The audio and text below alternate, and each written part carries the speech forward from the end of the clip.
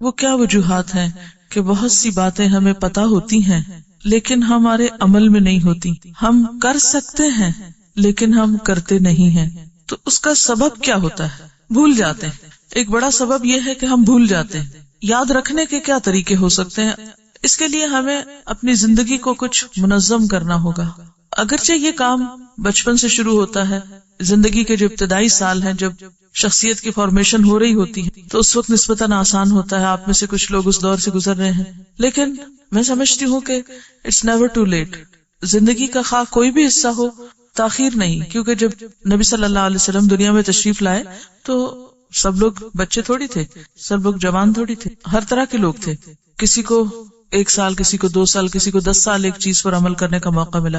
تو جب ہم اپنی زندگی میں ایک اچھی چیز کو جان لیتے ہیں اور اس کی ابتدا کر لیتے ہیں، وہ مشکات کی وہ حدیث تو آپ کو یاد ہوگی کہ جو شخص علم حاصل کرنے کے لیے نکلا تو صرف علم حاصل کرنے کے لیے نکلنا ہی جو ہے وہ پچھلے کیے ہوئے قصوروں کا کفارہ ہو جاتا ہے. کانا کفارۃ لما مضی، طلب علم جو ہے وہ پچھلے گناہوں کا کفارہ بھی ہے. اچھا، ان میں صرف گناہ نہیں ہے، ان میں کفارۃ لما مضی. لما مضی میں کیا؟ جو بھی ہو چکا، جو کوتاہی ہو گئی، جو کمی ہو گئی، جو عادت اتنے دن ہمیں نہیں پڑی. تو اس سے ہمیں ایک امید ملتی ہے، ایک ہوپ ملتی ہے. کیونکہ عموماً ہم جس بھی عمر کے حصے میں ہیں، مثلا میں اب جو کوئی کام نیا سیکھتی ہوں اور شروع کرتی ہوں تو تھوڑی دیر کے لیے ایک ریگریٹ ضرور ہوتی کہ اتنے سال پہلے کیوں نہیں پتا چلا، اگر اتنے سال پہلے میں یہ شروع کر لیتی تو اب تک کتنا کر چکی ہوتی. لیکن بات یہ ہے کہ اگر آج بھی پتا چلی ہے اور آج سے بھی عمل شروع کر دیا تو انشاءاللہ تعالیٰ پچھلوں کا بھی کفارہ ہو جائے گا. تو اس سے پھر وہ جو ایک ندامت اور ایک مایوسی سے آنے لگتی ہے وہ نہیں رہتی. لیکن یہ اسی وقت ہو سکتا ہے کہ جب ہمارا علم ہمارے عمل میں بھی بدلے. اگر علم عمل میں نہیں بدلتا تو اس کی ہمیں زیادہ فکر ہونی چاہیے. اور اس کو بدلنے کے لیے کیا کیا طریقے ہو سکتے ہیں؟ مثلا نمازوں کی خشوع پہ بہت بات ہوتی رہی. اب یہ قرآن پاک کی کچھ مخصوص آیات آپ حفظ کر رہے ہیں. طریقہ آپ اپنے اعتبار سے کوئی بھی کر سکتے، کیونکہ ہم آپ کے لیے کوئی ایک فکس نہیں کریں گے. دین میں نئی باتیں فکس کرنا جو ہے یہ سب کو ایک چیز کا فرض کے درجے میں پابند کرنا تربیت کے لیے ایک خاص وقت تک کے لیے تو ہو سکتا ہے، لیکن مستقل طور پر کوئی بھی نیا طریقہ ایجاد نہیں کیا جا سکتا. دین کے معاملے میں اس طرح کی پابندی کسی پہ مستقل نہیں ڈالی جا سکتی. ہاں، ایک مشورہ ضرور دے سکتے ہیں جو تجربے اور مشاہدے میں کامیاب مشورہ ہے کہ مختلف نمازوں کے ساتھ مختلف چیزیں آپ باندھ لیں. یہ جو 5 نمازیں ہیں یہ 5 اوقات ہیں اور 5 نشان ہیں. ایک طرح سے دن کے مختلف حصوں میں ہمیں جگانے کے، غفلت سے نکالنے کے، اللہ کے قریب ہونے کے 5 مقامات ہیں، 5 نشانات ہیں، 5 اوقات ہیں. اگر ہم ان کے ساتھ کچھ اپنے معمولات کو، کچھ چیزوں کو باندھ لیں تو انشاءاللہ آپ دیکھیں گے کہ غیر محسوس طریقے سے چیزیں ہوتی چلی جائیں گی. اور صرف نمازوں کے ساتھ ہی نہیں، کچھ اور اوقات کے ساتھ بھی. مثلا سو کر اٹھنے کے بعد یہ کوئی ایک عمل، فجر کی نماز کے بعد ایک، گھر سے نکلتے ہوئے کوئی کام، کوئی ایک ذکر، مثلا راستے کے لیے آتے ہوئے، جاتے ہوئے، کھانا پکاتے وقت کوئی ایک مخصوص چیز اپنے لیے لازم کر لیں. اور ہر ایک کی چونکہ رولز مختلف ہیں تو گولز بھی مختلف ہوں گے. تو آپ اپنے پہلے رولز دیکھیے کہ آپ کا رول کیا ہے. ایک شخص کے کئی رولز بھی ہو سکتے ہیں، ایک شخص کے کئی رولز ہو سکتے ہیں. مثلا آپ کا ایک رول کیا ہے گھر میں، ایک ماں کا فار ایگزامپل. ماں ہونے کی حیثیت سے پھر آپ کے گولز فرق ہو جائیں گے. جو لوگ ابھی تک ماں نہیں بنے، بچیاں ہیں ینگ، تو ان کا ابھی یہ رول مسنگ ہے. ان کو ہم ایسے گولز نہیں دے سکتے کہ جو بحیثیت ایک ماں کے آپ پورے کر سکتے ہیں. اسی طرح اگر آپ ایک طالب علم ہیں، سیکھ رہے ہیں ابھی، آپ کے گولز مختلف ہو جائیں گے. اور اگر آپ ایک استاد بن چکے ہیں، یا یہ کہ آپ مختلف جگہوں پر کلاسز لے رہے ہیں، تبلیغ شروع کر دی آپ نے، تو آپ کے جو گولز ہیں وہ فرق ہو جائیں گے. تو ہمارے کچھ گولز ایسے ہیں جو کامن ہیں. بحیثیت ایک مومن کے، اللہ کے ایک اطاعت گزار بندہ ہونے کے، کچھ کام ہم سب کو لازمن کرنے، جیسے نمازوں کی پابندی، جو فرائض اللہ نے ہم پر مقرر کیے ہیں وہ فرائض ادا کرنے ہیں. اسی طرح کچھ چیزیں ہمارے پر فرض تو نہیں کی گئی، لیکن وہ اتنا اجر اور اتنا درجہ ہے ان چیزوں کا کہ اگر ہم وہ کر لیں تو درجات کی بلندی کا سبب ہوگا. اور ہمارے پاس واقعی ایسے اوقات ہوتے ہیں کہ ہم کر سکتے ہیں. تو ایک ایک لمحہ قیمتی ہے جو واپس نہیں لایا جا سکتا. اور سورۃ المنافقون کی آخری آیات جو ہیں، وَلَن يُؤَخِّرَ اللَّهُ نَفْسًا إِذَا جَاءَ أَجَلُهَا، جب موت کا وقت آ جائے گا تو کسی کو ایک لمحے کی مہلت بھی نہیں ملے گی، کسی کو کچھ بھی اور وقت نہیں ملے گا. تو اصل چیز جو کچھ بھی ہمارے پاس ہے نعمتوں میں سے سبھی قیمتی ہے، لیکن سب سے زیادہ جو چیز قیمتی ہے جو نہ خریدی جا سکتی ہے، نہ ادھار لی جا سکتی ہے، نہ کوئی اپنے حصے کی ہمیں دے سکتا ہے، وہ کیا ہے؟ وہ وقت ہے. تو اگر ہم اس وقت کے سال نہیں، مہینے نہیں، ہفتے نہیں، دن نہیں، گھنٹے نہیں، منٹ نہیں، سیکنڈز اور سیکنڈ سے کم کا بھی صحیح استعمال جب تک نہیں سیکھتے تو ہم خسارے سے نہیں بچ سکتے. اسی لیے اللہ تعالیٰ نے سورۃ العصر، عصر زمانہ یا وقت کا دوسرا نام ہے، اس کے ساتھ ہی فرمایا ان الانسان لفی خسر، یقیناً انسان خسارے میں، سوائے اس کے کہ آپ یہ 4 کام کریں جو آگے اس میں بتائے گئے. تو اب وہ 4 کام تو موٹے موٹے ہیں، ایمان لاؤ اور عمل نیک کرو، بھی وہ کون سے نیک عمل، ان کی کوئی ڈیٹیل بھی تو ہوگی. تو اس ڈیٹیل میں کیا ہے کہ آپ اپنے پہلے تو فرائض پورے کریں، اور صرف فرائض کی حد تک اکتفا نہ کریں بلکہ اس کے ساتھ ساتھ پھر اپنے باقی جو ذمہ داریاں ہیں اور باقی جو بہترین استعمال ہے لمحے لمحے کا. یعنی ہمیں یہ نہیں دیکھنا کہ آج کا ہمارا دن کیسے گزرا، صرف یہ نہیں دیکھنا ہمیں، بلکہ کیا دیکھنا ہے کہ آج صبح، دوپہر، شام، پھر صرف صبح دوپہر شام نہیں، ہمارا گھنٹہ گھنٹہ کیسے گزرا، اور گھنٹہ گھنٹہ نہیں، ہمارا لمحہ لمحہ کیسے گزرا. جیسے ایک بزرگ نے کہا تھا نا کہ اپنا احتساب اس طرح کرو کہ تم ہر لمحے یہ دیکھتے رہو کہ جنت سے کتنے قریب ہو رہے ہو، جہنم سے کتنے دور ہو رہے ہو، اللہ سے کتنے قریب ہو رہے ہو، شیطان سے کتنے دور ہو رہے ہو، یا وائس ورسا. تو ایک مومن تو ہر لمحہ چوکس رہتا ہے اور اپنے تمام لمحات کی حفاظت کرتا ہے. یعنی ہمیں اپنے تمام لمحات کی حفاظت کرنا ہے. اب یہ حفاظت کس طرح ممکن ہے؟ اس میں ایک تو یہ کہ الحمدللہ اللہ کا شکر ہے ہمیں بہت سے غلط کاموں کا پتہ چلا، ہم نے ان کو اپنی زندگی سے نکال دیا، کچھ عبادات کا، کچھ نیکی کے کاموں کا پتہ چلا، وہ ہم نے اختیار کرنے شروع کر دیے. لیکن ابھی بھی میں دیکھتی ہوں کہ اگر دن ضائع نہیں کرتے ہم تو گھنٹے ضرور ضائع کر دیتے ہیں. اگر گھنٹے ضائع نہیں بھی کرتے ہم الحمدللہ تو منٹس تو ضرور ضائع کرتے ہیں. اور سمیت میرے ہم سب اس کوتاہی کا شکار ہیں. اور پھر صرف اتنا نہیں کہ استعمال کرنا ہے ان اوقات اور لمحات کو، بلکہ ہمارا اصل مقابلہ کس چیز کا ہے کہ ہم نیکی میں آگے کتنا بڑھتے ہیں اور اس کا بہترین استعمال کیسے کرتے ہیں. یعنی ایک تو یہ ہے نا کہ ہم نے اوقات گنوائے نہیں، ضائع نہیں کیے، سستی اور کسل مندی سے کام نہیں لیا. پھر یہ اگلی سٹیج آ گئی، اگلا درجہ آ گیا کہ ہم نے اچھے کام میں لگائے. پھر صرف اتنے پہ نہیں رہنا ہمیں، بلکہ اس سے آگے بڑھ کر یہ سوچنا ہے کہ اس سے بہترین جو موجودہ ہماری انویسٹمنٹ ہے، اس سے بہترین انویسٹمنٹ کیا ہو سکتی. تو جہاں تک لمحات کی حفاظت کا تعلق ہے تو اللہ کا ذکر آپ کے ساتھ ہے ہر وقت. کچھ نہیں آپ کو اس کے لیے کرنا پڑتا. آپ آدھی نیند میں بھی ہیں تو آپ کی زبان ہل سکتی ہے، آپ اپنے دل میں اللہ کو یاد کر سکتی، کیونکہ بعضوں کا زبان تک ہلانے کی ضرورت نہیں اگر پاسبل نہیں ہے آپ کے لیے. یعنی کچھ وقت ایسے ہوتے ہیں یا کچھ جگہ ایسی ہوتی ہے کہ جہاں آپ زبان اور ہونٹ بھی نہیں ہلا سکتے، یا معیوب لگتا ہے بعض اوقات کہ آپ کسی مجلس میں بیٹھے تو آپ دل سے تو اللہ کو یاد کر سکتے ہیں نا. اور ذکر جو ہے جتنے بھی اعمال ہیں ان سب میں انسان کے درجات کی بلندی کا سبب جو وہ ذکر ہے. بلکہ یہ ایک اضافی عمل ہے نا. ایک اضافی عمل کیسے؟ جیسے نماز ہے تو نماز میں پھر ذکر، یعنی نماز فریضہ بھی ہے اور ساتھ اللہ کا ذکر بھی ہے. روزہ ہے تو روزے میں ذکر، حج ہے تو اس میں ذکر، کسی کی عادت کرنے جا رہے تو اس میں ذکر، گھر کا کام کر رہے ہیں، کھانا پکا رہے. یعنی یہ عمل ایسا ہے یہ جو ایک اضافی عمل بھی ہے اور اضافی اجر بھی ہے اس کا. یعنی آپ نیکی کے کام کو مزید نیک بنا سکتے ہیں، بہترین بنا سکتے ہیں اگر آپ اس میں اللہ تعالیٰ کا ذکر شامل کر لیتے ہیں. آپ ایک جائز، مباح، بہترین نیکی کا کام کر رہے ہیں. مثلا آپ کسی کی مدد کر رہے ہیں، کسی کی خدمت کر رہے ہیں، بذات خود یہ ایک بہت ہی بہترین عمل ہے. لیکن اس بہترین عمل کو مزید کیسے آپ بہترین بنا سکتے ہیں؟ مزید اس میں ذکر کر کے. آپ خاموش بیٹھنے کی بجائے، چاہے آپ ایک بہت اچھا اعلیٰ درجے کا کام کر رہے ہیں لیکن ساتھ آپ ذکر جاری رکھ سکتے ہیں. ایک تو یہ ہے لمحات کی حفاظت اور ان کا بہترین استعمال.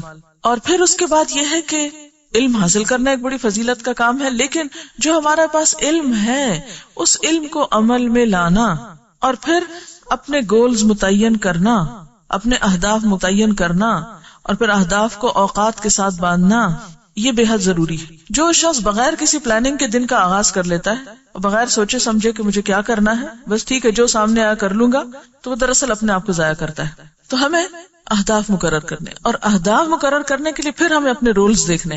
تو آپ سب ایک تو کام آج یہ کریں کہ اپنے اپنے ذرا حیثیتوں کا تعین کریں کہ آپ کے رولز کیا کیا ہیں، آپ کی حیثیتیں کیا کیا ہیں. مثلاً آپ ایک بیوی ہیں، آپ ایک ماں ہیں، آپ ایک بیٹی ہیں، آپ ایک طالب علم ہیں، آپ ایک استاد ہیں، آپ ایک سماجی کارکن ہیں. یعنی وٹ ایور جو بھی آپ ہیں، یہ کس کس حیثیت میں آپ کی ذمہ داریاں ہیں. آپ ایک خاتون خانہ ہیں تو اپنی حیثیتوں کا تعین کیجیے. ٹھیک ہے. اچھا، پھر اس کے اعتبار سے اپنے گولز مقرر کیجیے. آپ کو کہاں، کتنا اور کیا کرنا ہے، اور صرف کیا نہیں کرنا بلکہ اس سے بہتر کیا ہو سکتا ہے، اس سے اعلیٰ کیا ہو سکتا ہے. مثلا آپ اپنی عبادات کو اپنے سامنے رکھتے ہیں کہ مجھے نماز پڑھنی، یہ میرے فرائض میں سے. آپ کا ایک سب سے بڑا اور اہم رول کیا ہے کہ آپ اللہ کے بندے ہیں، اللہ کی عبادت آپ کے اوپر ایک فرض ہے. آپ اپنے اوپر اس فرض کی ادائیگی کے لیے ٹارگٹ مقرر کرتے ہیں کہ دن میں اتنی نمازیں فرض ادا کرنی ہے اور اس کے ساتھ ساتھ مجھے اتنے نوافل پڑھنے ہیں مثلا. تو اب یہ جو آپ نے اپنے گول مقرر کیا کہ آج کے دن میں مثلا مجھے اتنے نفل پڑھنے ہیں یا فلاں کام اتنا کرنا ہے، پھر آپ اس کو مزید کیا دیکھیں گے کہ اس میں سب سے بہترین طریقہ کیا ہو سکتا ہے، اس میں سنت کے قریب ترین چیز کون سی ہو سکتی. مثال کے طور پر ایک شخص سمجھتا ہے کہ اسے حج کرنا ہے، اس کا ایک ایم ہے یا اس کو ایک موقع مل رہا ہے، تو سب سے پہلے تو وہ یہ دیکھے کہ بہترین حج کس طرح ہو سکتا ہے. مثلا اخلاص کی بات ہے اور پھر اس کا طریقہ کیا ہے. یعنی حج میں تو بہت سے لوگ جا رہے ہیں، لاکھوں جا رہے ہیں، تو صرف جانا اور آنا ہی تو نہیں کام، وہ بہترین سے بہترین کیسے ہو سکتا ہے.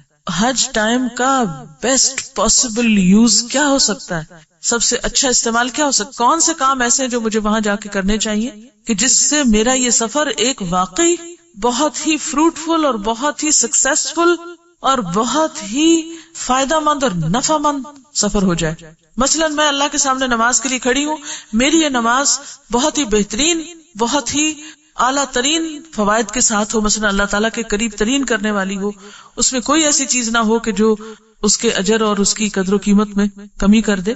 تو اس کے لیے پھر آپ کو ایسے طریقے، ایسے ہنر، ایسے سکلز، ایسے ٹپس، ایسے سیکرٹس، ایسے باتیں پتہ ہونی چاہیے، اور صرف پتہ نہیں ہونی چاہیے، ان کو کرنا بھی آنا چاہیے کہ جس سے آپ اپنے اسی وقت کو بہترین طریقے سے استعمال کر سکیں. تو ہمارا ٹارگٹ کیا ہے، یعنی فاستبقوا الخیرات کیا ہو سکتا ہے کہ صرف اتنا نہیں کہ ہم نماز پڑھے تو مطمئن ہو کے بیٹھ جائیں کہ پڑھ رہے ہیں. اسی طرح اگر آپ ایک استاد ہیں تو آپ اپنے کام کو اس سے بہتر اور اس سے بہتر اور اس سے بہتر کیسے بنا سکتے ہیں، آپ کو پتا ہونا چاہیے. نہیں تو آپ کو اس کی ہرس ہونی چاہیے، آپ کو سیکھنا چاہیے، آپ کا دماغ، آپ کا سوچ، آپ کا ذہن اس میں کام کرنا چاہیے. اچھا، اب یہ ہوتا ہے کہ بعض اوقات لوگوں کا ذہن بھی بڑا کام کر رہا ہوتا ہے اور بڑے فریش آئیڈیاز ان کے پاس ہوتے ہیں، اور ایک ایک خیال ان کا اتنا قیمتی ہوتا ہے کہ اگر وہ عمل میں آ جائے تو دنیا بدل جائے، بڑے بڑے مار کے وہ کر لیں. اللہ تعالیٰ سب کے اندر الہام کرتا ہے خیر کو، الہمہا فجورہا و تقواہا، سب کے اندر الہام ہوتے ہیں خیالات. لیکن آخر کیا وجہ ہے کہ سب لوگ اپنے ان خیالات سے فائدہ کو نہیں اٹھاتے؟ تو میں یہاں آپ کو شریک کرنا چاہوں گی گفتگو میں کہ مجھے یہ بتائیے کہ آخر کیا وجہ ہے کہ بہت سے لوگ اپنے علم سے فائدہ نہیں اٹھاتے، اور اللہ کی طرف سے جو وقتاً فوقتاً ہماری الہامی رہنمائی ہوتی رہتی، الہامی رہنمائی کے اچھے اچھے آئیڈیاز جو ہمیں آتے رہتے ہیں، جتنے زرخیز ذہن ہوتے ہیں اتنے بہترین چیزیں، اور پھر یہ تمنائیں، خیال، آرزویں، میں یہ کر پاؤں، دعائیں، خواہشات جو نیکی کی خواہشات ہیں، آخر کیا وجہ ہے کہ وہ عمل میں نہیں آ پاتی؟ اس کی کوئی مجھے پریکٹیکل ریزن بتائیں تاکہ ان اسباب پہ قابو پائیں ہم اور اپنے آپ کو ضائع ہونے سے. ہم سب یہ تو کہتے ہیں اللہ مجھے ضائع ہونے سے بچا لے، الحمدللہ یہ دعا مانگنا آگے اور مانگتے ہیں، لیکن آپ کو معلوم ہے کہ ہر دعا کے لیے 7 کوشش شرط ہے. صرف مانگ کے نہ بیٹھ جاؤ، اس کے لیے کچھ جو تمہیں اللہ نے دیا وہ بھی تو اللہ ہی نے دیا نا، اس کو استعمال کرو، کام میں لاؤ. آپ مجھے کوئی واقعی وہ سبب بتائیں، اپنے آپ سے سوچ کے بتائیں کیا بات ہوتی ہے، کیا وجہ ہوتی ہے. آپ بڑا اچھی نیت بھی مانتے ہیں، بڑا اچھا سوچتے ہیں، بڑا جذبہ ہے آپ میں ماشاءاللہ، بہت علم بھی ہے آپ کے اندر.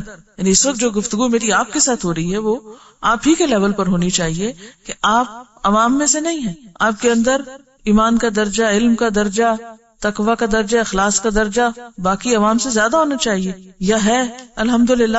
تو پھر وہ ساری چیزیں یا بڑی ہیں یا ہونی چاہیے، یا آپ سوچتے ہیں کہ ہو اور وہ ہو کوئی نہیں رہی. کیوں ایسا ہوتا ہے؟ سارے جذبے دھرے رہ جاتے ہیں، یا سارے علم جو ہے وہ بس پڑے رہ جاتے ہیں، یا جو سیکھا ہے وہ بھی فیل ہونے لگ گیا کہ وہ واپس جا رہا ہے یا پیچھے نکل رہے ہیں آپ. کیا ہے وہ اسباب؟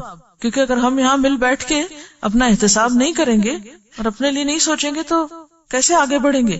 اور کون سی جگہ ہے پھر جہاں جا کر ہم اپنے آپ کو آگے بڑھانے کے لیے کوئی فورم تلاش کریں اور وہاں جا کے ہمیں کوئی سکھائے؟ نمبر 1، اپنی پرائرٹیز نہیں سیٹ کی. لکھتے جائیے. ٹال مٹول اور سستی سے کام لیتے ہیں، پلاننگ کے بغیر بس صرف نکل کھڑے ہوتے ہیں اور بس ہو جائے گا جو سامنے آئے گا. غفلت، سستی، بھول جانا، بعض اوقات آئیڈیاز تو بہت اچھے ہوتے ہیں لیکن وہ ایسے نہیں ہوتے کہ تنہا ہم ان پر خود سے ہی کچھ کر لیں، جب تک اس کے لیے ایک اجتماعی روح اور اسپرٹ اور دوسروں کی وتواصوا بالصبر نہ ہو. دیکھیے جو اللہ تعالیٰ نے نقصان سے نکلنے کے طریقے بتائے نا، اس میں صرف عمل صالح تک بات نہیں روکی گئی، اس میں اجتماعیت کی اسپرٹ دی گئی، وتواصوا بالحق وتواصوا بالصبر کی بات کی گئی ہے. ہم خواتین کے ساتھ ایک بہت ہی اہم مسئلہ یہ ہے کہ ہمارے موڈز بہت جلدی جلدی بدلتے ہیں، ہمارے اوپر جذباتی کیفیات بہت شدت سے اثر انداز ہوتی ہیں، جس کی وجہ سے ہم کوئی کام شروع بھی کر لیتے ہیں تو اس میں استقامت برقرار نہیں رکھ پاتے، اعتماد کی کمی ہوتی ہے. اور کیا ہوتا ہے، یعنی ہم اس بات کا انتظار کرتے رہتے ہیں کہ ہم بس جب ایکسیلنس کے لیول پر پہنچیں گے تو تب کوئی کام کریں گے، اور ابھی خوفزدہ ہیں کہ شاید ہم اس لیول پہ نہیں کر پائیں گے. چھوٹی چھوٹی باتوں پہ بہت جلدی ڈسکریج ہو کر جو کام شروع کرتے ہیں، ہر کام کے شروع میں ٹیرنگ پرابلمز ہوتے ہیں، ان کو ہم بہت سیریس لے لیتے ہیں اور مایوس جلد ہونے لگتے ہیں. جو بھی آئیڈیا آتا ہے بس اندھا دھند شروع کر دیتے ہیں بغیر اس کی فیزیبلٹی بنائے. دیکھیں فرسٹ اسٹیپ تو آپ لوگوں کا ہو چکا کہ آپ نے علم کے راستے میں قدم رکھا، آپ کو پتا چل چکا کہ اب کیا کرنا ہے اور کیا نہیں کرنا. جو اصل بات ہے ان ساری باتوں کا جو خلاصہ آپ کہہ لیں اور جس کا جواب سورۃ العصر کے اندر ہی ہے، وَتَوَاصَوْا بِالْحَقِّ. یہ جو تواسی کا عمل ہے یہ کون سا باب ہے؟ تفاعل. کیا اس کی خصوصیت ہے، کیا خوبی ہے اس کی؟ مشترک کوشش. ہماری متفرق کوششیں تو ہیں لیکن مشترک کوشش، اجتماعی روح، دوسروں کو ساتھ لے کر چلنے کی جو روح ہے وہ نہیں ہے ہمارے اندر. یعنی ہم نے اتنا اپنے اپنے طور پر کتابوں سے بھی سیکھ لیا، اپنے اپنے طور پر استادوں سے بھی سیکھ لیا، لیکن اب اس پر عمل اکیلے نہیں ہو سکتا، کیونکہ اکیلے دنیا میں آپ رہ کیسے سکتے ہیں؟ ہم جن لوگوں کے ساتھ رہتے ہیں، جن کے بیچ میں رہتے ہیں، بعض اوقات ان سے بھی اجنبی ہوتے ہیں. کیوں اللہ تعالیٰ نے سورۃ الشورى میں مشورے کو نماز اور زکوٰۃ کے بیچ میں رکھا ہے؟ یعنی ایک کام سے بھی دوسرے کی طرف جاؤ گے تو بیچ میں مشورے کی ضرورت پڑے گی، اور دو اسلام کی بنیادوں کے بیچ میں رکھا ہے، چاہے چھوٹی نیکی ہو یا بڑی نیکی ہو، چھوٹا کام ہو یا بڑا کام. اکیلے آپ گاڑی کھینچ کیسے سکتے ہیں جب تک آپ نے اپنے ساتھ والوں کے ذہن نہیں بنائے ہوئے؟ چلیے اس بات کو ایک اور دوسری طرح لیتے ہیں کہ ہمیں پھر کرنا کیا چاہیے. صرف یہ جاننا کافی نہیں کہ کیا کرنا ہے، یہ جاننا بے حد ضروری ہے کہ کیسے کرنا ہے. یہ جتنی بھی رکاوٹیں ہیں یہ اس وجہ سے ہے کہ ہمیں یہ نہیں پتا کہ کیسے کرنا ہے. جب کیسے پہ بات آئے گی تو یہ جتنے چھوٹے چھوٹے مسئلے مسائل ہیں، چاہے باہر کا کسی کا پریشر ہے کہ کوئی کرنے نہیں دیتا، تو ہمیں پتا ہونا چاہیے ہم کیسے کریں. اگر پتا ہو کہ کسی کے دباؤ سے کیسے نکلنا ہے تو آپ نکل جائیں گے. اگر پتا ہو آپ کو کہ سستی سے کیسے نکلا جاتا ہے تو نکل جائیں گے. یعنی جب تک کیسے کا جواب نہیں آپ کو آتا، کیا کا تو پتا چل رہا ہے آپ کو بہت سارا، کیسے یہ نہیں پتا چلتا. اچھا، اس کے لیے ایک تو ہمارے سامنے رول ماڈل ہے اللہ کے رسول صلی اللہ علیہ وسلم کا. یہ سارے کام وہ کیسے کرتے تھے، تو سنت کے صرف سرسری نہیں گہرے مطالعے کی ضرورت ہے. اچھا، عموماً ہم سیرت پڑھتے ہیں تو اس میں بھی ہم کیا دیکھتے ہیں کہ آپ نے کیا کیا کیا، آپ نے یہ بھی کیا، وہ بھی کیا، وہ بھی کیا، یہ جنگ لڑی، وہ وہاں کامیابی حاصل کی، مکہ فتح کیا کیا کیا کیا کیا کیا. ہمارا سارا علم کیا کے گرد گھومتا ہے. سنت اور سیرت کا بھی ہم جو بھی احادیث پڑھتے ہیں، جو ابھی آپ کا اسوہ حسنہ پڑھتا ہے، اس میں صرف یہ دیکھتے کہ آپ نے کیا کیا. اس پہ ہماری توجہ کم ہوتی ہے کہ کیسے کیا، طریقہ کار کیا تھا. حالانکہ اللہ کے رسول صلی اللہ علیہ وسلم نے جو کچھ ہمیں دیا وہ حکمت سکھائی ہے. یعلمہم الکتاب والحکمہ. ہم نے کتاب تو سیکھ لی لیکن حکمت نہیں سیکھی.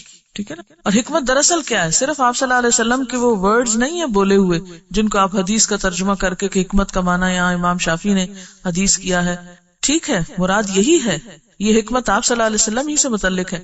یہ حکمت ہی تو کیسے بتاتی ہے، یعنی آپ کی ذات یا آپ کی سنت سے ہی تو ہمیں کیسے پتا چلتا ہے. اچھا، جتنے بھی کام آپ دیکھتے ہیں دین میں، جب تک آپ نبی صلی اللہ علیہ وسلم کی زندگی میں یہ نہیں دیکھتے کہ یہ سب ان کے لیے پاسبل کیسے تھا. کبھی آپ نے غور نہیں کیا کہ اتنی مصروف زندگی تو شاید ہی کسی اور انسان کی، اتنی خطروں میں تو کسی اور انسان کی زندگی دیکھنے کو نہیں ملتی. اتنے معاشی حالات کی انتہا درجے کی مشقت. میرا خیال ہے کہ آج ہم میں سے ہر ایک کے پاس انڈیویجولی اور اجتماعی طور پر آپ سے زیادہ وسائل ہیں.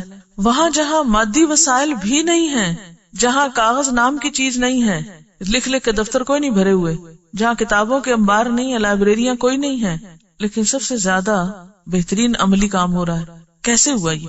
اس پر غور کرنے اور ان وجوہات اور ان چیزوں اور ان بنیادوں کو تلاش کرنے کی بے حد ضرورت ہے. جب تک وہ نہیں ہمیں ملتی یا ان کو نہیں ہم پہچانتے، ہم صرف کتابیں پڑھ کے یا کچھ کورس کر کے ایک اچھے مسلمان نہیں بن سکتے یا اپنا مقصد وجود پورا نہیں کر سکتے. ٹھیک ہے نا؟ اب ہم کچھ بنیادی چیزوں پر آتے ہیں جو آپ صلی اللہ علیہ وسلم کی زندگی میں تھی.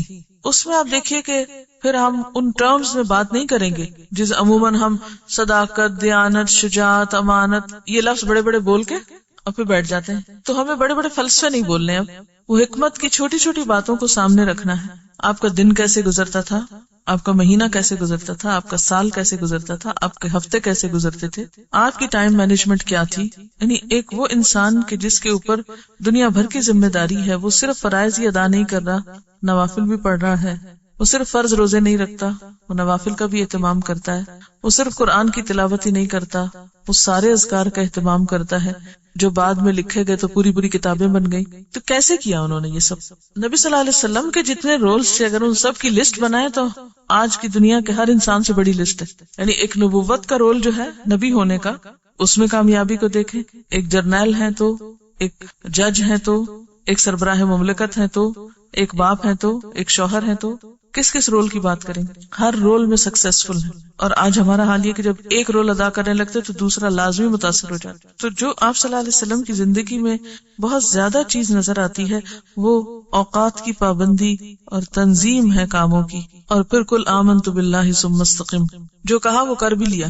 ہماری پلاننگ تو بہت بڑی بڑی ہوتی ہے، لیکن ہم جو کہتے ہیں، جو عزم کرتے ہیں، وہ کرتے کوئی نہیں ہے. آپ صلی اللہ علیہ وسلم ہر نماز کے بعد جو دعا مانگتے تھے اس میں ہم اور حزن سے پناہ ہے. ہم جن ہموم کے اندر ہیں انہیں میں ہی گم رہتے ہیں. بس یہ فکر لگی ہوئی ہے، وہ فکر لگی، فکریں ہماری جان ہی نہیں چھوڑتی. اور ہر ایک کو شیطان نے کوئی نہ کوئی فکر لگا رکھی ہے ایسی جو چاہے تو سر پہ سوار کر لے، مسلط کر لے، چاہے تو ایک طرف رکھ کے اپنا کام کرتے جائے. یہ ہمارے اپنے ہاتھ میں. ہم اور حزن سے پناہ مانگی ہے. پھر اسی طرح عجز اور کسل سے پناہ مانگی ہے. بخل اور غلبۃ الدین و قہر الرجال، یہ جتنے ایشوز آپ نے بتایا نا سب اس میں آتے ہیں. قہر الرجال کیا ہے؟ لوگوں کا جبر، معاشرے کا پریشر، گھر والوں کا دباؤ، دوستوں کا، انسانوں کا، سارے لوگ آ جاتے ہیں اس میں کہ جن کے پریشر سے آپ اپنے علم کو عمل میں نہیں لا سکتے. گھریلو زندگی ہو یا اجتماعی زندگی، قہر الرجال ہے. مال کی مشکلات ہیں، غلبۃ الدین، وہ فکر کھائے جا رہے ہیں، وہ کسی ایک کنارے لگنے نہیں دیتے. پھر اسی طرح عجز اور کسل.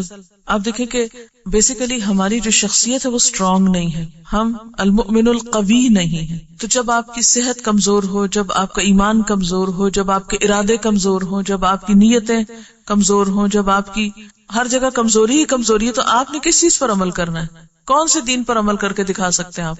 سب سے پہلے تو ہمیں قوت کی ضرورت ہے، ہر چیز کو اسٹرانگ کرنے کی ضرورت ہے. اچھا، جن چیزوں کو ہمیں اسٹرانگ کرنا چاہیے اس کی طرف ہماری توجہ کوئی نہیں. آج بحیثیت امت مسلمہ کے یا بحیثیت اپنی قوم کے آپ دیکھیں علمی معیار کا کیا حال ہے، وہ کتنا قوی ہے، ٹیکنالوجی کتنی قوی ہے. ہمارے پاس کون سی قوت ہے؟ ہاں، اس پہ بہت خوش ہیں کہ ایٹمی قوت ہے. باقی انفرادی سطح پر جن قوتوں کی ضرورت ہے ان قوتوں کا کیا عالم ہے؟ کس کس چیز کی قوت ہونی چاہیے آپ ہی بتائیے ہمارے اندر. یعنی یاد رکھیے کچھ کر نہیں پائیں گے جب تک آپ قوی نہیں ہیں، جب تک آپ کے اندر قوت نہیں. کس کس چیز کی قوت چاہیے؟ ارادے کی قوت، ارادے کی پختگی، اور علم کی پختگی، ایمان کی قوت. اپنے نفس کے خلاف جتنی بھی چیزیں جاتی ہیں ان سب پر اپنے آپ کو تھام رکھنے کی، یعنی اپنے آپ کو روک لینے کی قوت، اپنے نفس کی باغیں کھینچنے کی قوت. لیکن ایک سرکش گھوڑا ہوتا ہے نا، نفس کو کیا کہا گیا ہے کہ وہ کیا ہے؟ دراصل سرکش گھوڑے کی طرح ہے. تو اس کی باغیں کس کے پاس ہے؟ ہمارے اپنے پاس ہے. اس کو کھینچنا جو ہے کہ اپنے آپ کو ایک حد پہ روک لینا، یعنی حدوں پہ روکنا. وہ حدیں خواہ دین نے مقرر کی ہو، خواہ عقل سلیم نے متعین کی ہو، یا پھر وہ ایک فطرت سلیم کی طرف سے ہو، ان حدوں میں اپنے آپ کو روک لینا. جب تک یہ قوت نہیں ہے اپنے پاس کچھ نہیں کر سکیں گے. آپ کے اپنے اندر ایک قوت ہوگی جس کی بنا پر آپ صبر کر سکیں، عبادت پہ جمے رہ سکیں، جو بھی نیکی کا ارادہ کریں اس پر آپ قائم رہیں. جب تک یہ نہیں ہوگا، جب تک آپ خود کمزور ہیں، کوئی بھی کام نہیں ہو سکتا. جو آپ نے آیات یاد کی ہیں عباد الرحمن کی صفات میں سے، ان سب کے آخر میں جو جزا بتائی گئی ان ساری کوالٹیز کو ایک کوالٹی میں ڈال دیا گیا کہ یہ سب بدلہ ان کے لیے کیوں ہے؟ بما صبروا، کیونکہ انہوں نے صبر کیا. اور صبر کیسے آ سکتا ہے؟ اسی وقت آ سکتا ہے جب آپ کے سامنے آخرت ہو، یقین ہو، آخرت کی جزا ہو، تو پھر ہی انسان اپنے آپ کو مشکل سے مشکل حالات میں روک کے اور تھام کے رکھ سکتا ہے. اور پھر آپ دیکھیے کہ یہی تو سورۃ العصر کا پیغام ہے. سب سے پہلے تو حق کا پتہ ہونا چاہیے، وتواصوا بالحق، اگر کوئی بھول رہا ہے تو اس کو یاد کرا دیں، اور پھر پتا چل گیا تو حق پہ جم جائیں، وتواصوا بالصبر. کتنے دو مختصر لفظوں میں اللہ تعالیٰ نے پوری کامیابی کے راستے کی وضاحت کر دی. اور اس کے لیے آپ کو ایک دوسرے کا تعاون چاہیے، اجتماعی زندگی کی ضرورت ہے، تنہا نہیں کر سکتے. ایک دوسرے کی غلطیاں بتانے کی، ایک دوسرے کی غلطی سن لینے کی، ایک دوسرے کی بتائی ہوئی غلطی کو سننے کی قوت. یہ جو پرائرٹیز سے بات شروع ہوئی تھی نا کہ پرائرٹیز ہم نے متعین نہیں کی، یہ بہت بیسک بات ہے.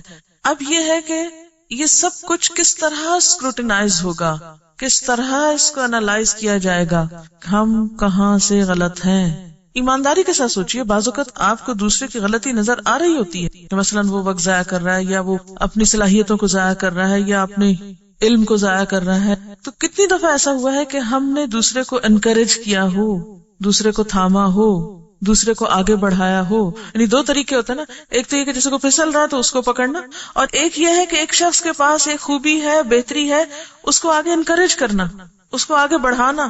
ہم تو اس خوف سے ہی نہیں نکلے کہ اگر ہم نے کسی اور کو آگے بڑھا دیا تو شاید ہم تو بہت ہی پیچھے چلے جائیں گے پھر. اچھا، اب آپ دیکھیں کہ نبی صلی اللہ علیہ وسلم ہی کی زندگی میں ہم پلٹ کے دیکھتے ہیں کہ آپ کے طویل سجدے کب ہوتے تھے؟ رات کو تنہائی میں، آپ کے اپنے ٹائم میں، اس ٹائم میں نہیں جب لوگوں کے آنے کا وقت ہوتا تھا. آپ کے قرآن کی تلاوت کس میں ہوتی تھی؟ آپ کیا ہماری طرح یہ اس طرح لے کے سامنے بیٹھتے تھے اور ہل ہل کے پڑھتے تھے؟ یہ تلاوت ہوتی تھی آپ کی. کس وقت تلاوت ہوتی تھی اور کیسے ہوتی تھی اور کہاں ہوتی تھی تلاوت؟ تلاوت کس کو کہتے ہیں؟ تہجد کے وقت میں، نماز کے اندر. ہم میں سے وہ اس چیز کا اہتمام کتنے اور کب اور کیسے کرتے ہیں؟ نہیں. اب جب ہم نے فجر سورج نکلنے سے پہلے ہی تلاوت ختم کر لی تو دن میں کیوں کوئی آ کے ڈسٹرب کرے گا ہمیں؟ وہ وقت ہی نہیں ہے. دیکھیں، دن کا وقت جو ہے وہ لوگوں کا وقت ہے، کام کا وقت ہے، عمل کا وقت ہے. اس وقت آپ قرآن لے کر ہی کیوں بیٹھے؟ ہاں، اس صورت میں آپ کے لیے حلال ہے پھر لے کر بیٹھنا عام وقت میں، جب آپ ایک طالب علم ہیں. جب آپ ایک طالب علم ہیں تو سب کو پتا ہے کہ آپ طالب علم ہیں، آپ کا ٹیسٹ ہو سکتا ہے، آپ کو سبق سنانا ہو سکتا ہے، آپ کا یہ کام ہے، آپ پڑھ رہے ہیں، وہ سب کو پتا ہے، انڈرسٹوڈ ہے، دوسروں کو بھی پتا ہے. یا آپ ایک پڑھانے والے ہیں تو اس وقت بھی لوگ کہ ابھی اس کے اسکول جانے کا وقت ہے. آپ اپنے اوقات کی تنظیم اس طرح کریں کہ جیسے وہ حدیث آئی تھی نا کہ عقل مند شخص کے لیے لازم ہے کہ اس پر کچھ گھڑیاں گزریں یا اس کی کچھ گھڑیاں ان کاموں میں گزریں، ایسی گھڑی جب کہ وہ اپنے رب سے باتیں کرے.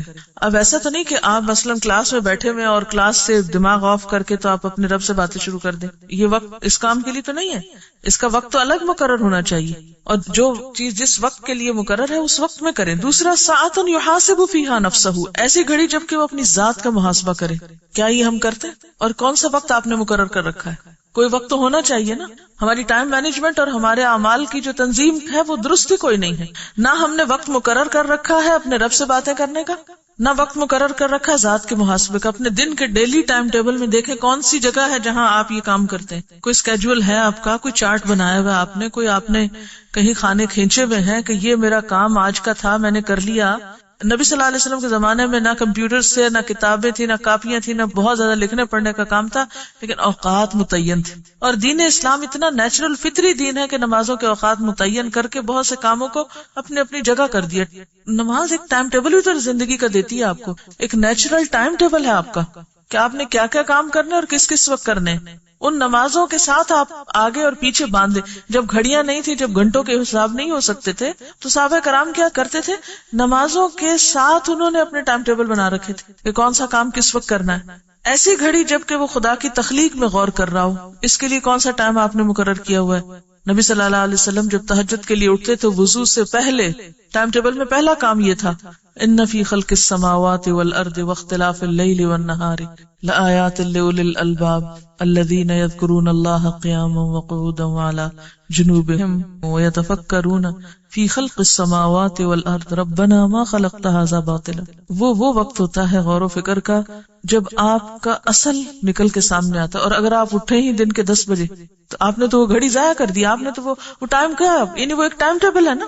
ایک نیچرل ٹائم ٹیبل ہے، وہ آپ نے اپنا سسٹم ہی خراب کر دیا. اور پھر دن کا کوئی اور وقت ہو سکتا ہے، سورج نکلنے کا وقت ہو سکتا ہے، غروب آفتاب کا وقت ہو سکتا ہے، یعنی کوئی بھی وقت ہو سکتا ہے، لیکن بہترین وقت وہ ہے جو آپ کی مکمل تنہائی کا اور یکسوئی کا وقت ہے. غور و فکر صرف اس وقت میں ہو سکتا ہے، اور یہ نہیں کہ آپ گھنٹوں بیکار بیٹھے رہے اور آپ کہیں کہ جی وہ میں ذرا غور و فکر کر رہا ہوں. یہ مقصود نہیں ہے اس میں. وہ کیا ہے غور و فکر اصل میں؟ کہ لمحے بھر کے لیے اللہ کی کسی بھی تخلیق کے ذریعے اس تک بہت قریب ہو کے پہنچنا، یعنی اس کا بہت شدید قرب محسوس کرنا اس کی کسی چھوٹی سی بھی نعمت کے ذریعے. اور یہ لمحات آتے ہیں اگر آپ کو کچھ لمحے بھی مکمل یکسوئی کے نصیب ہوں. ایسی گھڑی جب کہ وہ اپنے کھانے پینے کی ضرورتوں کے لیے وقت نکالے. اب اگر سارے کھانے پینے کے انتظار میں بیٹھے ہوئے اور آپ اپنے ذہن میں کتابیں لے کے کھڑے ہیں اور اس وقت آپ کا موڈ آف ہے کہ یہ کیا ہو رہا ہے، یہ کھانا پینا کیوں چل رہا ہے، یا یہ ہونا نہیں چاہیے، وٹ ایور، اور آپ اپنی کتابوں ہی کے پیچھے بھاگ دوڑ کر رہے ہیں. ہماری سب سے بڑی مشکل یہ ہے کہ ہم جس کام میں ہوتے ہیں اس میں نہیں ہوتے مینٹلی، اور نہ اس کے لیے یکسو ہوتے ہیں. ایک وقت میں دوسری چیز کا فکر اپنے اوپر لادے ہوئے ہوتے ہیں. اب ہم پھر آتے ہیں ایک بہت ہی پریکٹیکل اس چیز پر کہ سب سے پہلے آپ نے کیا کرنا ہے، اپنے رولز لکھیے. مثلاً 2 ہیں، 3 ہیں، 4 ہیں، 2-3 بڑے بڑے ہی لکھ لیجئے. مثلاً آپ ماں ہیں، بیٹی ہیں، طالب علم ہیں، ٹیچر ہیں، بیوی ہیں، خاتون خانہ ہے، مثلاً 4-5 آپ لکھ لیجئے، یا کچھ اور آپ کی کوئی مصروفیت آپ نے سوچی ہوئی. اور پھر ان رولز میں آپ کے گولز کیا ہیں. مثلاً اگر آپ ایک خاتون خانہ ہیں تو آپ کی ذمہ داریاں کیا، آپ کو کیا کیا لازمی کرنا پڑتا ہے، کیونکہ ہر ایک کے فرق ہے نا. کچھ لوگوں پہ زیادہ ذمہ داری، کچھ پہ کم ہے. کیا کیا آپ کے ضروری کام ہے جو آپ کو کرنے ہیں. پھر یہ کہ ان کو کیسے کرنا ہے، کپڑے کس وقت دھونے ہیں، کھانا کس وقت پکانا ہے، کیا کیا کرنا ہے، اس میں بہترین طریقہ کیا ہے. اسی طرح اگر آپ ایک استاد ہیں تو آپ کو کیا کیا پڑھانا ہے، کون سا سبجیکٹ آپ کو پڑھانا ہے، اس کے لیے آپ کو کس کس چیز کا علم ہونے کی ضرورت ہے، اس کو آپ مزید بہتر کیسے بنا سکتے ہیں، اس میں آپ مزید کامیاب کیسے. پھر اسی طرح ایک بیوی کی حیثیت سے، ایک بیٹی کی حیثیت سے، ماں کی حیثیت سے کیا کیا ذمہ داریاں ہیں آپ پر. امت مسلمہ کے ایک فرد کی حیثیت سے کیا ذمہ داری ہے آپ پر، اور پھر ان کو ادا کرنے کے لیے آپ نے کون سا وقت مقرر کر رکھا ہے. یعنی سب سے پہلے تو اپنے رولز لکھیے، پھر گولز لکھیے، پھر اوقات لکھیے. اوقات لکھیے کہ کس کام کے لیے کون سا وقت آپ نے مقرر کیا ہے. مثلاً آپ اللہ کی ایک بندی ہیں، آپ کو نماز فرض کی گئی اور کہا گیا قد افلح المؤمنون الذین هم فی صلاتهم خاشعون. یہ آپ کا گول ہے ایک کہ مجھے خشوع والی نماز پڑھنی. کیا کیا طریقے ہوں. آپ نے تلاوت کرنی ہے اور آپ چاہتے ہیں کہ آپ قرآن میں تدبر اور غور و فکر کریں، یہ آپ کا ایم ہے. قرآن کے طالب علم یا استاد ہونے کی حیثیت سے یا امت مسلمہ کے فرد ہونے کی حیثیت سے آپ نے اس کے لیے کیا متعین کیا ہے، کون سا وقت مقرر کیا، کون سا طریقہ مقرر کیا. تو آپ پرائرٹیز سیٹ کریں، یعنی گولز متعین کریں، ٹائم ٹیبل سیٹ کریں، اور پھر ان سب کاموں کو زیادہ بہترین طریقے سے ادا کرنے کے لیے مزید کیا کرنا چاہیے. نہیں صرف اتنا نہیں کہ جو آپ کر رہے ہیں اسی کو آپ آرگنائز کر کے مطمئن ہو جائیں کہ میں یہ اور یہ کرتی ہوں اور اس کے لیے میں نے یہ اور یہ وقت مقرر کر لیا اور میں اس پر راضی خوش ہوں، بس اتنا کافی نہ ہوگا. ٹھیک ہے، یہ آپ کریں اور کچھ چارٹس یا کچھ اسکیچز اس طرح کے ڈیولپ کریں اور پھر اپنا سیلف ایویلویشن کریں کہ یہ سب کچھ بحیثیت ماں کے یہ کچھ کرنا چاہیے تھا، آپ کو کیا یا نہیں کیا. بہت عرصے تک اسی طرح کے انالیسز میں کرتی رہی ہوں کہ اپنے ٹارگیٹس مقرر کیے، اتنا قرآن پڑھنا ہے اس مہینے میں، یعنی سمجھ کے یا غور و فکر سے یہ تفسیر فلاں پڑھنی، اس کو متعین کیا. پھر اس کے لیے ہر روز کتنا پڑھنا ہے، ہر روز کتنا ٹائم مقرر کرنا اور کون سے ٹائم پہ پڑھنا ہے، وہ مقرر کر کے پھر ہر روز وہ ٹک مارک کرتی تھی کہ کیا ہے یا نہیں کیا. اور اگر کہیں کسی وجہ سے نہیں ہوا تو پھر اس کو نیچے لکھتی تھی کہ یہ سبب بنا، اور پھر آئندہ یہ سوچتی کہ اس سبب کے ازالے کا کیا طریقہ ہے. اور الحمدللہ اس سے کیا فائدہ ہوا کہ وہ جو زندگی کا ایک وقت تھا جب انسان کی ایک سوچ ڈیولپ ہو رہی ہوتی ہے یا ایک زرخیز ذہن ہوتا ہے نا، آہستہ آہستہ جب ذمہ داریاں بہت بڑھنے لگتی ہیں تو پھر ذہن کی زرخیزی میں بھی اثر پڑتا ہے. تو انشاءاللہ تعالی اس طریقے پر کچھ چیزیں آپ بھی ڈیزائن کریں، مشورے دیں، ہم بھی کرتے ہیں، اور پھر آپ سے آپ کے فائدے کی خاطر یہ توقع کریں گے کہ آپ اپنا حساب احتساب کرنا خود شروع کریں. یہ نہیں کہ ایک دفعہ ایک کام شروع کیا، چند دن کے بعد دیکھا وہ تو ہوا ہی نہیں، وہ تو میں بھول ہی گئی. خصوصاً ہم عورتوں کے ساتھ جو مجبوری ہے نا کہ جب نماز چھوٹتی ہے، کیونکہ نماز تو پلر ہے نا دین کا، وہ پلر کے ساتھ بندھے ہوئے ہوتے ہیں، ہم جو ہی اس سے ڈھیلے پڑتے ہیں ایسے گم ہوتے ہیں، ایسے بھٹکتے ہیں، پھر بہت سی معمولات جو ہیں وہ متاثر ہو جاتے ہیں. اللہ تعالیٰ نے ہمیں حق دیا نا، لنفسک علیک حق، تمہارے نفس کا تم پر حق ہے. نفس کا حق کیا ہے کہ جیسے میں نے آپ کو پہلے بتایا تھا کہ 4 چیزوں کے تقاضے پورے کرنا، جسم کے، عقل کے، روح کے اور جذبات کے، تب جا کے شخصیت میں بیلنس آئے گا. تو لنفسک علیک حق، کھانے پینے کا وقت ہے.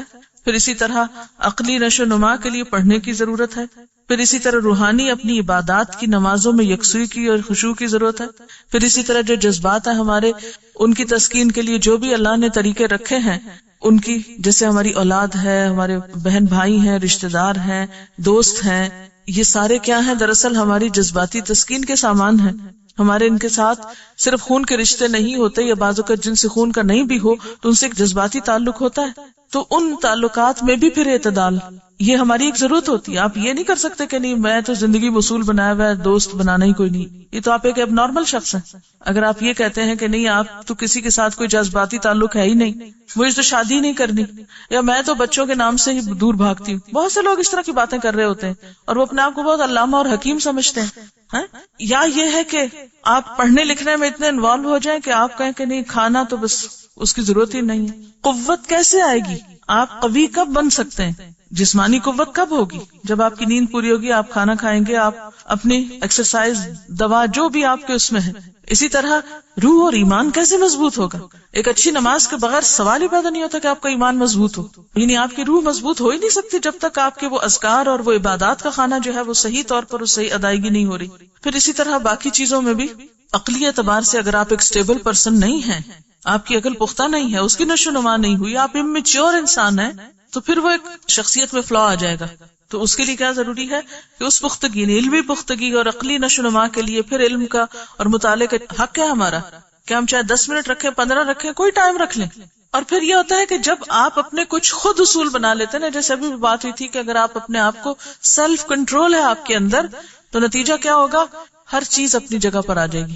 جب ہم میں سیلف کنٹرول نہیں ہوتا نا، ہم بات بات پہ آؤٹ آف کنٹرول ہو جاتے ہیں، تو دوسرے بھی ہماری کمزوری جان لیتے ہیں اور پھر اس کے مطابق ہم ان کے دباؤ میں آ جاتے ہیں بہت سی چیز. تو انشاءاللہ تعالی جب یہ ساری چیزیں اپنے موقع پر آئیں گی، اب بہت سی عورتیں جو دین کی طرف آتی ہیں ان کے شوہروں کو ان سے شکایت ہو جاتی، ان کے ساتھ ان کے تعلقات متاثر ہو جاتے ہیں، وہ ان سے دور بھاگنا شروع کر دیتی اور وہ سمجھتی کہ ہم تو شاید زیادہ نیکی اور زیادہ تقویٰ کا طریقہ اختیار کر رہے ہیں. تو اس گوشے کو بھی اگنور نہیں کیا جا سکتا. تو ان سب چیزوں کا ٹائم ٹیبل کیا ہے آپ کے پاس؟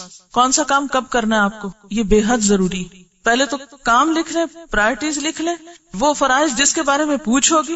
اسی لیے دیکھیں نا اللہ تعالیٰ نے ایک نیچرل سال کا ٹائم ٹیبل ہمیں دیا. اس مہینے میں زکوٰۃ نکالنی ہے، آپ اس مہینے میں آپ کو روزے رکھنے، اس مہینے میں آپ کو حج کرنا ہے، اس مہینے میں آپ کو یہ کرنا ہے.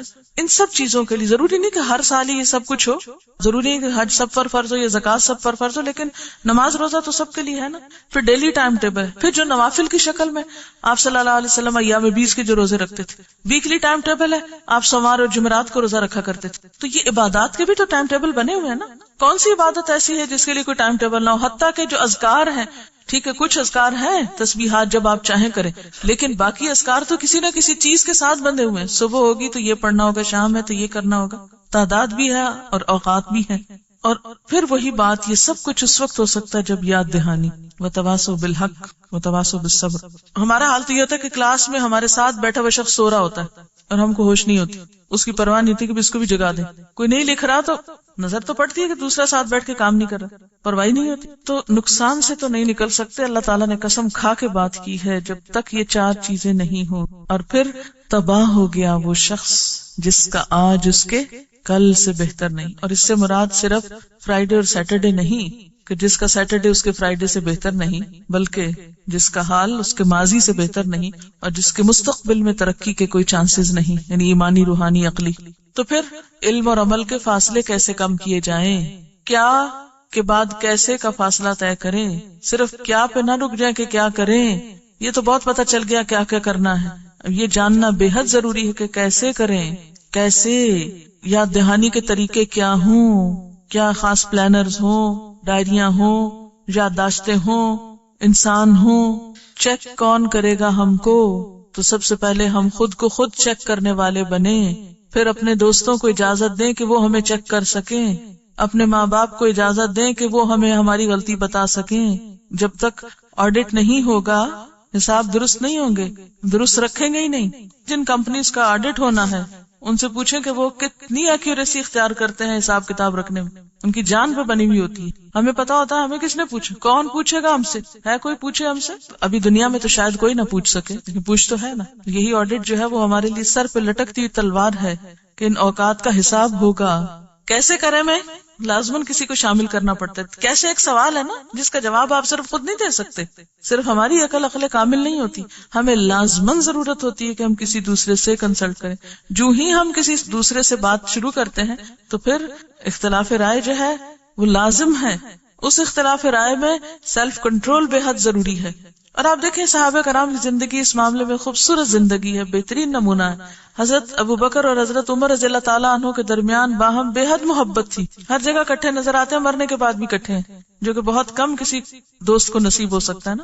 اور اتنی امت کی دعائیں لیتے ہیں، جن جو جاتا ہے حج کرنے، عمرہ کرنے اور مسجد نبوی کی زیارت کرنے، جب نبی صلی اللہ علیہ وسلم کو سلام بھیجا جاتا ہے تو لازماً ان دونوں کو بھی بھیجا جاتا ہے. لیکن دنیا میں آپ دیکھیں کتنے امور پر اختلاف ہے ان کے درمیان، مگر وہ اختلاف کبھی گرج کا سبب نہیں بنا، کبھی بغض اور شحناء کا سبب نہیں بنا.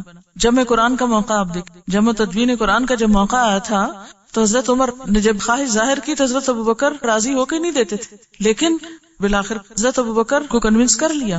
اس کے بعد آپ دیکھیں مانعین زکوٰۃ کے خلاف جہاد کا جب موقع تھا، حضرت عمر راضی نہیں تھے، اختلاف کر رہے ہیں، لیکن حضرت ابوبکر صدیق نے دلائل لا کر ان کو کنونس کر لیا. تو جہاں آپ اکٹھے کام کریں گے، جہاں آپ ایک دوسرے سے شیئر کریں گے، اختلاف ہو جائے گا. ایسے میں پھر سیلف کنٹرول اور پھر وسعت رکھنا اور ایکسپٹ کر لینا اور دوسروں کے ساتھ ان کی تکلیفوں کے باوجود چلتے رہنا، یہ انسان کو کامیابی کی طرف لے جاتا ہے. اور اگر اپنے آپ کو آپ عقل کل سمجھ لیں اور بغیر دلیل کے آپ تعصب برتے اور شدت پسندی اور ایکسٹریمسٹ بن جائے، وہ ترقی کا عمل رک جائے گا. کیا یہ بھی ایک آزمائش نہیں ہوتی کہ جن کے ساتھ ہم مل کر کام کر رہے ہوں ان کی طرف سے کوئی تکلیف پہنچے اور پہنچنے پر پھر صبر کرے انسان؟ ایک تکلیف وہ ہوتی ہے جو دشمنوں کی طرف سے آتی ہے انسان کو، ایک تکلیف وہ ہوتی ہے جو دوستوں کی طرف سے آتی ہے. احسب الناس ان یترکوا ان یقولوا آمنا وهم لا یفتنون. نیکی کے عزم لے کر اٹھے ہو، آزمائش نہیں آئے گی، اندر سے بھی آئے گی، باہر سے بھی آئے گی. پھر اپنے دل کو کتنا بڑا کرو گے اور کس طرح حق پہ جما کے رکھو گے. وَلَقَدْ فَتَنَّ الَّذِينَ مِن قَبْلِهِمْ. ہم نے تو آزمایا تھا ان لوگوں کو بھی، یقیناً آزمایا تھا جو ان سے پہلے تھے. اور آزمائش کیوں آتی ہے؟ کھوٹے کھرے کو الگ کرنے کے لیے. فَلَيَعْلَمَنَّ اللَّهُ الَّذِينَ صَدَقُوا وَلَيَعْلَمَنَّ الْكَاذِبِينَ. اللہ کو تو دیکھنا ہے کہ اپنے مشن میں کون کمٹمنٹ رکھتا ہے، کون سچا ہے، سچے دعوے کرتا ہے، اور کون جھوٹا ہے جو لوگوں کی طرف سے آنے والی آزمائش کو اللہ کا عذاب سمجھ لیتا ہے. جعل فتنة الناس كعذاب اللہ، اور نیکی کے راستے سے پیچھے ہٹ جاتا ہے. تو ایک ہوم ورک یہ ہے کہ آپ سورۃ الفرقان کی آخری آیات کو آئندہ ہفتے میں کسی ایک نماز میں ضرور باندھ لیں. ہر ایک اپنی اپنی کوئی نماز کا حصہ کر لیں. مثلا میں نے اپنے لیے کیا رکھا ہوا ہے کہ جیسے شام کے وقت ایک رکعت میں جیسے آمن الرسول پڑھ لیتی ہوں تو دوسری میں هو اللہ الذی لا الہ الا ہو. جیسے دن کا آغاز ہوتا ہے تو فجر کی نماز تھوڑی طویل بھی ہوتی تو البقرہ سے شروع کر لیتی جہاں تک یاد ہے. بہت سے لوگ شروع میں اچھی خاصی یاد کر لیتے ہیں جب نیا قرآن پاک شروع ہوتا ہے، تو اس کو جہاں تک آپ یاد کر سکیں، جہاں تک تو دن کا آغاز ہو رہا ہے تو سورۃ البقرہ کے شروع سے ہی آپ طویل پڑھ سکتے ہیں. اسی طرح تہجد کی نماز میں آپ ان فی خلق السماوات اگر باہر نہیں پڑھ سکتے تو نماز کے اندر اس کو شامل کر لیجیے، اور اس کے علاوہ جو بھی آپ کو طویل چیزیں یاد ہو. پھر اسی طرح اور نمازوں میں بھی آپ مثلا ظہر کی نماز میں آپ سورۃ الکہف کا پہلا رکوع شامل کر لیں. ایک رکعت میں فرض کی بات کر رہی ہوں، ویسے سنت نفل میں چھوٹی چھوٹی صورتیں پڑھ لیں. تو اس طریقے پر یہ جتنی بھی آیات آپ کو یہاں یاد کرائی جائیں ان کو اپنی نمازوں کا حصہ بنائیں. یہ صرف یہاں آ کر ایک کی جانے والی ٹائم ٹیبل کی ایکٹیویٹی نہ ہو، یہ آپ کے عمل کا حصہ بن جائے. اور خوش قسمت ہیں وہ جن کو اللہ توفیق دے دے اور وہ اس کو عمل میں لے آئیں، کیونکہ قرآن کی بہترین تلاوت وہ ہے جو نماز کے اندر ہوتی. جتنا آپ کو یاد ہو سکے اتنا یاد کر کے، جتنا آپ نمازوں میں پڑھ سکے اتنا آپ اس میں پڑھ لیں. نمازیں پڑھنے سے پختگی آ جاتی ہے، وہ بار بار دہرائی جائے گی نا، آٹومیٹکلی روز دہرائی ہو جائے گی.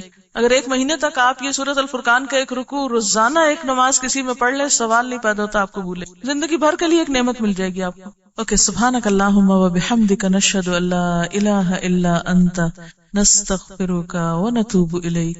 والسلام علیکم ورحمۃ اللہ وبرکاتہ.